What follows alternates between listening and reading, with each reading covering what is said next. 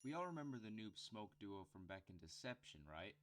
They were almost like a tag team before tag team was introduced in Mortal Kombat 9, and ever since Deception, you can't really think of Noob or Smoke without thinking of the other one as well. And I've been thinking, what if they return as a duo in Mortal Kombat 1? And you might be saying, but Smoke is already in the game, they can't just add Noob to him, and we'll talk all about that in this video. But before we get started, make sure that if you enjoy this video, go check out some of my videos, and if there's anything you want to see me cover in a video, let me know down in the comments below, and if I make a video about it, I'll give you a shout out.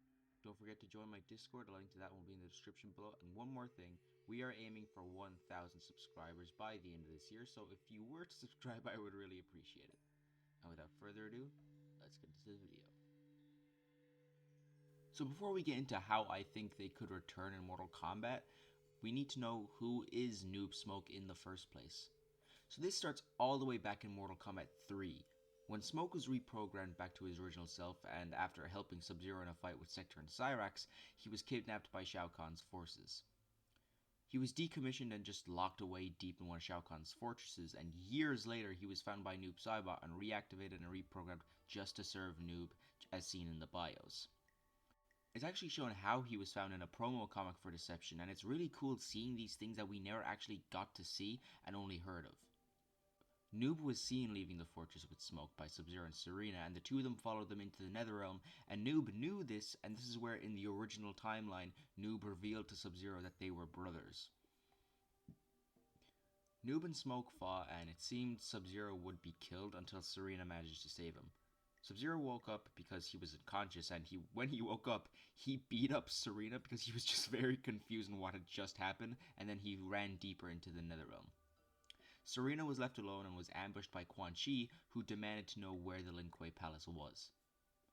Now we go to Armageddon, where Smoke and Noob would go to the Lin Kuei Palace so they could retake the clan and kill Sub-Zero, who had managed to escape the Netherrealm at this point. Smoke used his powers to turn Lin Kuei warriors to shadow fighters, and eventually he would fight Taven and lose, and then his memories were actually restored back by Sub-Zero. Noob managed to escape and would fight on the side of darkness in Armageddon, while Smoke would fight on the side of light. And like everyone else, they were both killed in the battle, ending their involvement in the original timeline.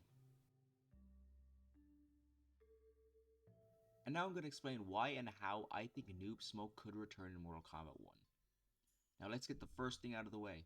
The only way you're going to get Noob-Smoke in the game gameplay wise is if Noob is a cameo fighter, so you can just put him and Smoke together that way. I know that's boring, but what I'm talking about here is in the story, how could they return? So the first thing we need to talk about is, well, who is going to be Noob? Yeah, you could have Bi-Han, but then we'd be out of a Sub-Zero, and I think they're going to be saving Bi-Han from being Noob. Now I think this is what's going to happen. In Smoke's ending, it sees Hanzo Hasashi joining the Shiryu, and I think he'll become Takeda and then become Noob. Think about it, there really isn't anyone that can be Noob. If it's Bi-Han, then we're getting rid of Sub-Zero altogether, and if it's Kuai Liang, then we're getting rid of Scorpion altogether, and we can't get rid of those two legacy characters, they're just too important to Mortal Kombat. I can see them making Hanzo like an arrogant character who overestimates himself and gets himself killed and becomes Noob. I'm not going to go too deep in how I'll become Noob because I'm saving that for this video. Let me know down in the comments below if you want to see that. But yeah. But you might be thinking, why would Smoke join Noob in this timeline? Smoke is good and in this timeline he's not evil. And you'd be right. There's only two ways I see this happening. He gets mind controlled or becomes Revenant.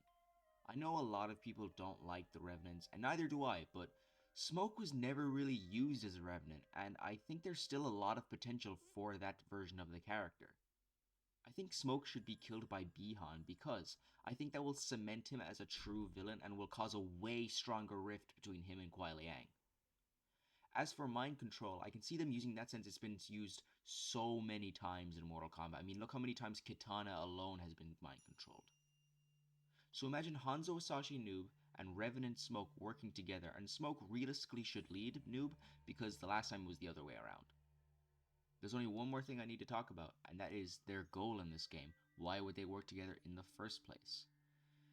Now the first one I thought up when making this video was to get revenge on Bi-Han. Maybe Noob would blame Kuai Liang for getting him killed, and maybe Smoke feels the same way to Kuai Liang and they work together to kill the two of them. I thought maybe Onaga, but then I thought it'll probably just be Reiko and General Shao's thing.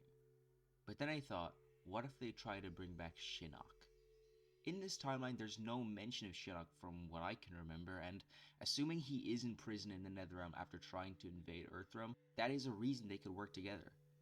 I mean, Quan Chi is still alive, even though he's not a demon anymore, he's an Outworlder. He could still be obsessed with bringing back Shinnok, he just doesn't talk about it, he wants to keep it a secret, and that's why we never see the amulet anywhere, because he's keeping it hidden. So maybe those two could work with Quan Chi to bring back Shinnok.